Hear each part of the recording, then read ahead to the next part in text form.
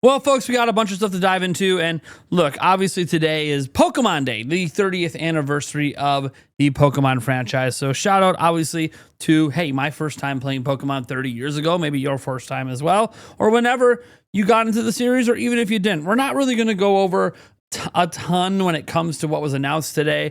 Look, the biggest thing obviously being Generation 10, aka Pokemon Winds and Pokemon Waves. Yes, folks, I do think these games actually look pretty good so far. The water especially looks really good. A huge upgrade over Scarlet and Violet, but other things look better too. But again, we're pretty far out because the game's not coming until 2027, whether it's early 2027 or holiday 2027. It's pretty far away. So that was a little bit of a surprise, but again, them taking their time with this game, them polishing the game. Look, I'm not going to complain about Pokemon finally doing what it needed to do all this time and actually have a normal AAA style video game development cycle. I am okay with this. We'll have to hope the results end up bearing the kind of fruit that the promise so far is showing. That said, there was an announcement from there that has an update right now. Some music stuff going on that we actually have a price point on, which is really cool. We'll check that out here. We also have some interesting stories going on outside of Pokemon today. For starters, an exclusive from Reuters that talks about how Nintendo is actually buying back about $1.9 billion worth of their own stock. We're going to talk about why they're doing that and a little bit of faint evidence that Nintendo kind of sort of announced this. But, you know, the reasoning seems to be pretty clear why they're doing it. And it's not because Nintendo feels like they're in trouble, if that's what people are jumping to conclusions on. We have another game, a highly anticipated game, confirmed coming to Switch 2. We have a new interesting announcement coming from Rare. And normally we wouldn't talk about things coming from Rare Ltd. unless they were specifically, like, say, a Sea of Thieves announcement for Switch 2 or something, right? Like if it was something coming to Nintendo. This isn't that, but I still want to talk about this because it does deal with the history of Rare, which does heavily include Nintendo. More than that, we have updated sales data for Switch 2 coming out of Japan. And yeah, look, guys, it's going to be a good show today. We got a lot to get into. So before we do, I want to remind you, we do have a giveaway going on at the moment. We are giving away a Nintendo Switch 2. Pretty cool, huh? All you got to do is go down in the pinned comment or the description to enter. And setting all that aside, guys, I got to tell you about today's sponsor. Have you ever been stressed out looking for a job? I know I've definitely dealt with this for many years of my life, and there are lots of different places you could go to try to find work, but one place that we're going to be talking about today is the sponsor of today's video, jobhire.ai. And I thought it would be really neat if I walk you through what it's like to set up an account and just talk about how this all works. So as we go over here, we'll go to sign up here on the jobhire.ai website. And yeah, I'm in the United States. It is a US based website. I am authorized to work here. And here's where you can pick your minimum preferred salary. So let's say, you know, I want to make 150,000. That's what I'm looking at for whatever job. I'm like, you know, unemployed, really need a job, unemployed but not stressed about it. So all these different ones, you know, let's say unemployed but open to greener pastures. All right. My desired job title, they got a whole bunch of different ones here. We'll do a full stack engineer. We'll stick with that one. And then we will continue here.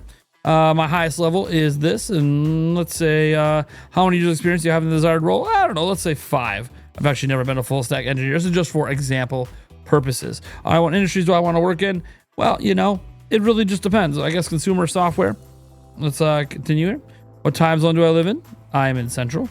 And what type of work setup are you looking for? I am looking for probably remote based. Are you open to remote work across the US? Yes, I am. Are you willing to relocate for the job? Only to certain states? Sure. What cities or states would you consider relocating to? Let's go with Minnesota. Do you require a sponsorship to work in the US? No, I do not. What type of work are you open to? Full-time and part-time and contract freelance. Just all of the above. All right. So you see, they're analyzing the data here. And what they're going to do is really get you to automatically apply for jobs. So that's not everything you do. Obviously, there'll be a resume and a cover letter and stuff that you're going to have to put in here. But the biggest thing that jobhire.ai will do is help you automatically apply for jobs. So they want to know where employees should reach me. So we're going to obviously go with our NintendoPrime.net email here. We're going to hit continue because that's, you know, my email. And this website is really neat because if you don't get an interview within 15 days of a job you applied for, any money you spent on here will be sent back to you. And we do have a discount code down below, Nintendo 20 to get 20% off. Because you can see what this costs here, up to $12 per week or $49 a month. So you can go by the 1 month plan, you can go the extended plan. But again, you get your money back if you do not get an interview within 15 days. Now, after entering those details in, you can see they have an extra feature here if they want to add some customization to your resume here. Completely optional. You don't have to do this. You can skip to continue. I just clicked on it just to see what happens here. We're just going to skip to continue here. And just use the available features here. First in line, get priority access to new jobs. So, hey, they're just going to give this to me for free. So why would we take advantage of that? 35% increased chances here. And, you know, how did you hear about us? Let's say I heard about you on Google. So this is the part here where you would enter your phone number and upload your resume. But as it uploads the resume, I figured we could go over a few key parts of this thing. So it does have the ability, as you saw if you signed up for it, they can help tailor your resume and auto-optimize your cover letters. And it does have a dashboard you're going to see in a moment where you can track all your applications and responses. And the biggest thing is obviously this money back guarantee. Like, hey, if you're not getting an interview within 15 days, they're just going to give you your money back. So it's kind of a no risk in terms of just trying to get to that initial interview with at least one job, if not multiple. And the biggest thing is that because they use a little AI algorithm to help connect you with others, what this actually does is create this ability of automatic job applications, so you don't actually miss out on an opportunity and don't have to sit there and just all day long keep refreshing your different job websites, when this one can just literally automatically apply you for those jobs. Now, as I said, you can get 20% off right now using code Nintendo20. And let's go ahead and take a quick look at inside the jobhire.ai so you get an idea of what this looks like once you're in. All right, so now once you're past that part, you have your resume submitted and all that, you can see that you can apply only with your approval, apply automatically after 24 hours, apply instantly without approval. So this is the different ways they can help you with your job search. So let's just go automatically after 24 hours. We'll hit start job search. And as you can see, your search has been paused here because, again, I submitted like a fake resume and all that. It's not something I'm actually trying to get a job. But now that we're inside, you can see the dashboard here where your applications are going to pop up. You can obviously see your inbox here, any emails or any back and forth you're having going on. And honestly, guys, it's just a really convenient way. Now, if you're wondering, hey, can you search for your own stuff? You can actually. You can just start the search here and manually search for jobs as well. And you can see there's different ways to boost your job search success rate. You can get your resume reviewed as well to boost up that resume. So honestly, it's just a platform for finding jobs. And yes, obviously it's available in a mobile form. It's basically a risk-free way to try to take some of the hassle of job search out of your life and into the automation world where it is your real resume, it is your real thing, and they give real results and real interviews. So guys, if you want to go ahead and check out jobhire.ai down below through the affiliate link down below, and remember to use code Nintendo20 to get 20% off. Thank you guys so much for being here. And you know what? Thank you to jobhire.ai for sponsoring this video. All right, let's get to our first story. And this does deal with that exclusive by Reuters dealing with Nintendo here. We're talking about the fact that Nintendo is buying $1.9 billion worth of shares. That's USD by Kyoto Bank and others. So as we come down here, it says Nintendo announced on Friday an unwinding of strategic shareholders that will see companies included like the MUFG Bank and the Bank of Kyoto selling shares in the company behind gaming franchises such as Super Mario. The sale, which was first reported by Reuters, will total about 290 billion yen, so 1.9 billion USD, at Friday's closing, excluding an over allotment. The Kyoto-based Nintendo has said it would spend up to 100 billion yen buying back up to 14 million shares. Nintendo's shares pair gains and closed up nearly 3% following the Reuters report. Shares in Kyoto Financial, a regional lender, leapt almost 10%. Rizona Bank, part of Rizona Holdings, and Dena, that's right, the company Nintendo partners with for mobile games, will also sell shares in Nintendo. MUFG Bank, Japan's largest part of Mitsubishi UFC Financial Group, will sell Nintendo shares held by a trust bank. Regulators of the Tokyo Stock Exchange have encouraged Japanese companies to unwind their cross shareholdings and the banks have outlined policies to reduce their stakes. A share sale in 2019 saw banks offload 71 billion yen worth of Nintendo shares. Toyota is planning and unwinding a strategic shareholding as well that will involve banks and insurers selling around $19 billion in USD worth of its shares. Reuters reported on Thursday the practice, which involves firms holding shares to each other to cement business ties, has been criticized by governing experts and overseas investors as insulating management from shareholders. Although the practice has been widespread in Japan for decades, it's less common in the West. So what is happening? Well, first off, they said Nintendo announced this, and I want to be very, very, very clear. We do have the proof Nintendo announced this. We have the PDF here, February 27th. That's today. And it details basically exactly what we just said in more legal language and all of that. And my takeaway is this. I am not a stock expert. I'm not a financial expert. I am not someone you come to for advice on such things. I rely on the expertise of others. But from what I can gather based on just people chattering online about this is this does a couple of things. One, Nintendo is dissolving the shares. So all the shares they're buying back, they're not buying back to redistribute them. They're not buying back to use them in future business deals. Nintendo is going to be dissolving the shares entirely. Now, what happens when you dissolve shares like that? You increase the value of the remaining shares in the company. So this should lead to a surge in Nintendo's stock price. Now, how big that surge is going to be is basically dependent on how many shares are out there and what percent of shares is this being dissolved. And as you can see, this is coming on the back of regulators basically trying to get rid of companies using their shares to create business deals, such as Nintendo did with Dena, where they used some of their shares, gave it to Dena to really link the companies together instead of just buying part of Dena. So I do think this is really interesting. This also helps diverge Nintendo from the banks. The banks in Japan have owned a ton of shares in Nintendo for a long time, which basically insulated Nintendo from getting their, corporate heads voted out and stuff like that. This puts more power back into the remaining shareholders, who then could obviously make wide sweeping changes at Nintendo should they want to. And there's some government pushing for this to happen, to kind of get away from the way that Japan has always sort of managed things. Now, does this really mean any major changes are going to happen at Nintendo? No. The primary shareholders that weren't the banks already mostly vote along the party line with Nintendo and keep people in power. So they're pretty happy with how Nintendo's doing. So that's not really what's going to happen here. But this does mean that Nintendo is highly likely not going to be using shares in the future to create future business partnerships. They're just going to, hey, if they want to build a partnership, it's just going to be like a contractual thing, like Nintendo signed with Microsoft for Call of Duty, or it's just going to be one of those where Nintendo just buys part of a company and that creates the partnership there. So it's not going to change a whole lot in terms of what we're seeing day to day from Nintendo. This is just a way the back end structure of shareholding is fundamentally changing in Japan, not just for Nintendo, but as I know, it's Toyota and like the other companies that have done the same thing.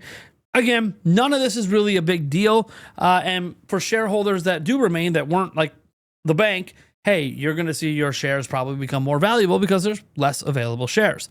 That being said, we got to dive in a little bit on just one rumor. And I want to be very clear about this rumor. Be highly skeptical. It comes from China. They have recently gotten some stuff right, but it's still, please put your caps on. You should do this for every rumor, regardless of how excited I get. But this one especially, it's even listed as an unconfirmed rumor. But it is about the future of Bayonetta, and you got to pay attention. So we're over on the Bayonetta subreddit. Again, this all comes from like a Chinese forum. And it says the original post came from the Baidu Taibei Chinese Reddit, while the source leaker came from A9VG, another Chinese game forum. So here's the translated content. A new Bayonetta game genre, character action game oriented to reach a wider audience that will reduce the complexity of the combat system while adding more gameplay content. Changes, Wicked Weaves can now be executed directly, consuming a sort of resource bar. Adding new shield guarding and shield counter mechanics, dodge mechanics are untouched. Development is going to be in Unreal Engine 5. Top level scale among studios based in Japan. Budget matching Final Fantasy 16. In development for 2 years already. Research and development and prototype phase is done. Currently making a vertical slice with established core gameplay and quality standards. Progress is entering mass production phase if they get past Tencent's review successfully in March. Planning to release the full game in early 2028. Probably announcing the game in late 2026. Comments from the leaker: there's no impressive design. It's an average game. That's obviously their opinion. Remaster and remake project So apparently there's going to be a remaster slash remake of Bayonetta and Metal Gear Rising: Revengeance. Scale is higher than a remaster, but not quite the full remake. Bayonetta remaster and remake is Unreal Engine 5 based, upgrading the models and textures, not a typical remaster. They will tweak gameplay and level design a bit, similar to Metal Gear Solid Delta Snake Eater. And the release date announced in 2026, releases in 2027. But here's where things get interesting as well. IP and publishing. Platinum Games has bought back Bayonetta, which, by the way, Sega owns Bayonetta. Right? That's the way it is currently right now. Sega owns the IP. So apparently they bought it back, and the new game and the remaster version will release on multiple platforms. So again, going away from Nintendo paying for it. They only bought back the original Bayonetta for franchise reboot and remaster and remake. They currently have no plan to reclaim Bayonetta 2 and 3. Highly likely that they just probably couldn't afford whatever Nintendo would charge them for the publishing rights. The future of the Bayonetta franchise depends on how well the remaster remake sells and negotiation of a development budget, which I find interesting because if this game, this new Bayonetta game is deep in development, then how the remake and remaster perform shouldn't affect the new game, but apparently it will, so it's kind of counterintuitive. Honestly, you should just do the remake and remaster and see how it's received first. But whatever, industry background, game industry in Japan has been in a slump. Game companies lack confidence and are not willing to invest heavily in new IPs. They prefer remastering and remaking old games to lower the risk, and Platinum Games is just following the trend.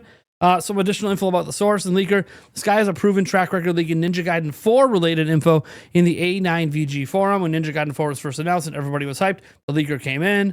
Ryo Hayabasa had only one weapon. NG4 was the first of a spin-off project and not a formal sequel. It was a Sekiro-like cyber ninja game. The end product we had now was the result of Platinum Games trying to make it more Ninja Gaiden-ish.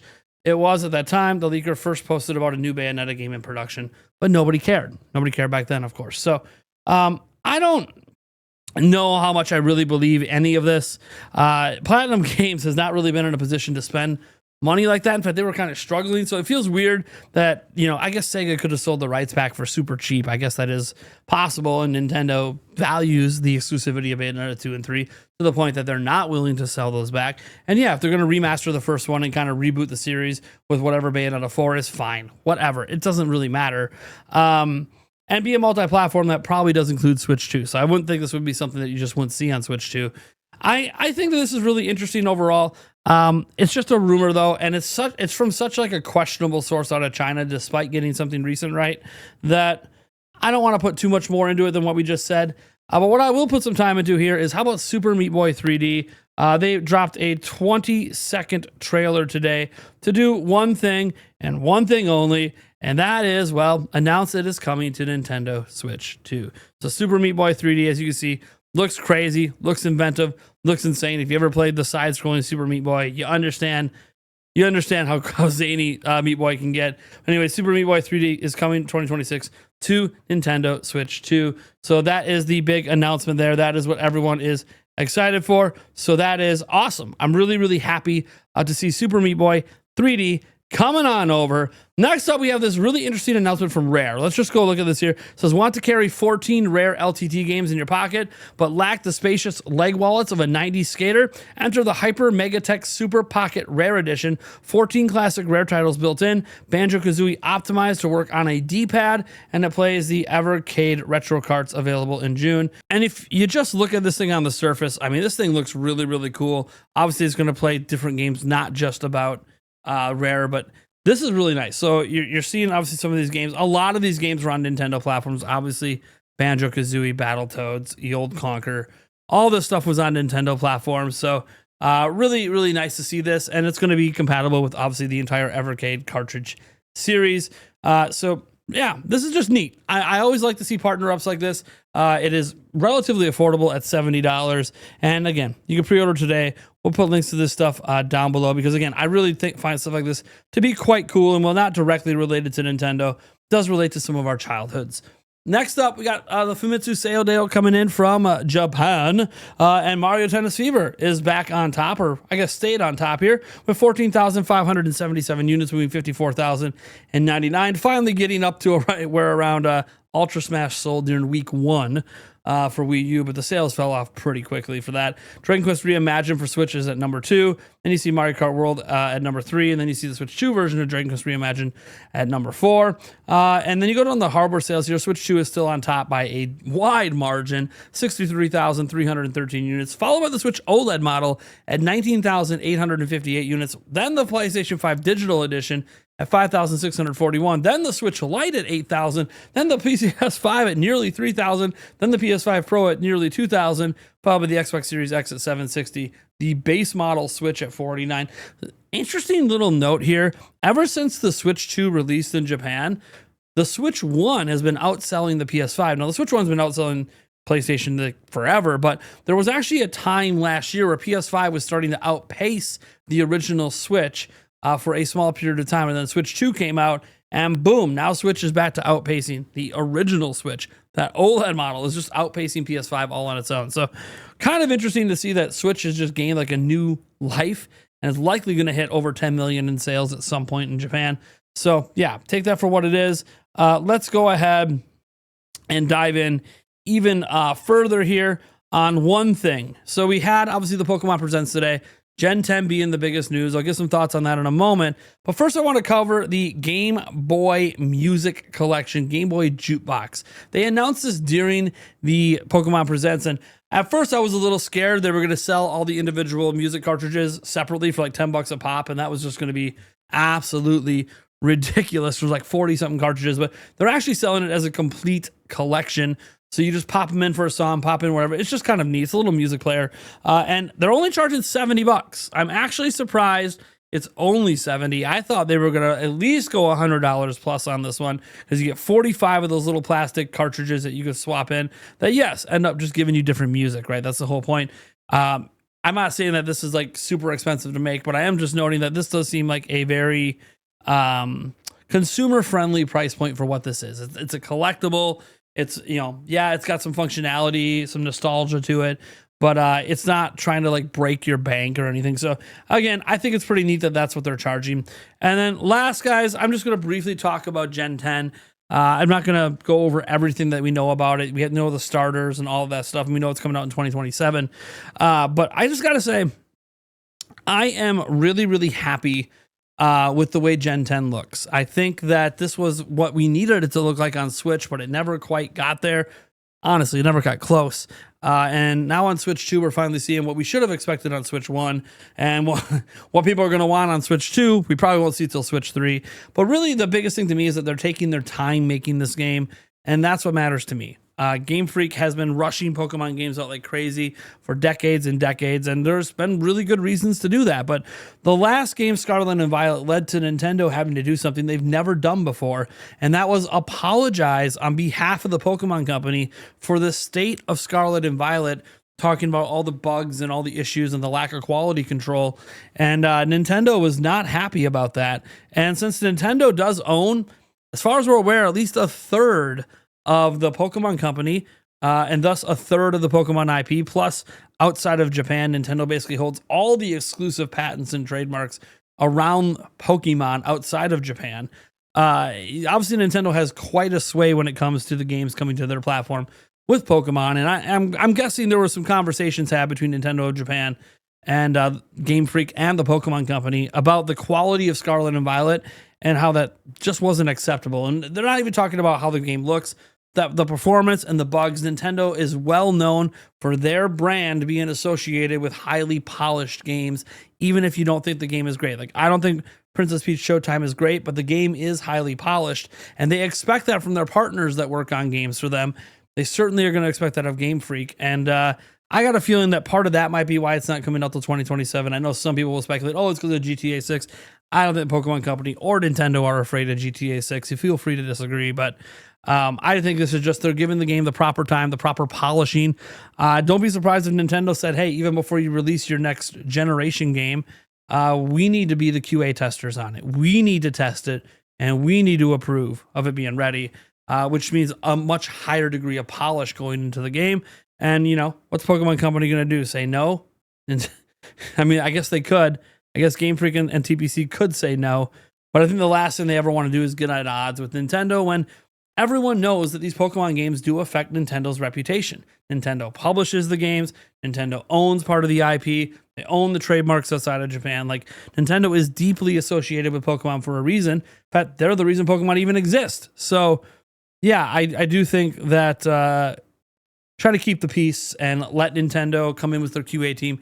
This is all speculation, of course, but I mean, look, when a game's taking longer to develop than any Pokemon game has ever taken before, you start to feel a little good about that, because it felt like after Scarlet and Violet, which some of you guys love those games, they really needed to sit back for a moment and stop rushing the games out and actually focus on quality experiences and having really, really good quality control, QA testing, not releasing a buggy mess. So, all right, guys, that's where I am with that. I'm excited for the games. We'll have to see more. I don't know if I'm getting them day one. I don't know who my starter is going to be. All that will be decided at a later date, because we got to see more of the game. And it's possible we don't see more of this game for a whole year. It's not until coming out to 2027. Could be holiday 2027. So if that's the case, then yeah, I don't expect to see it till Pokemon Day again next year. But if it's coming out earlier than that, then sure. It could pop up in a direct, could pop up in another Pokemon Presents or something else later this year. We'll have to wait and see. All right, guys. I'm Nathaniel Robojans from Nintendo Prime. It's been a lot of fun delivering the news to you today. Have a great freaking weekend. Probably see you at some point with a video. Otherwise, guys, I'll catch you in the next one.